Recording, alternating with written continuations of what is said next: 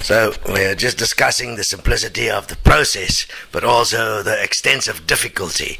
What took me 14 years to do was walking backwards, in reverse, walking back in my life, doing self-forgiveness on every single point, and expanding by taking self-responsibility. That means the more things I take responsibility for, the more effective I become, even if it's not part of my life.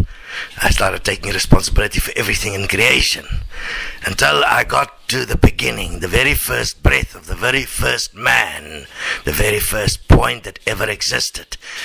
And I have forgiven everything that came from that, and I rebirthed myself at that point and recreated myself in equality.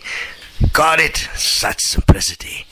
But in that you have to take responsibility for everything that's ever been and direct it.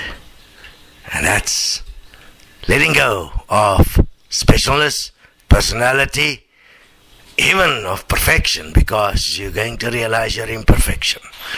And only in your creation of perfection as equality can one solve the problem.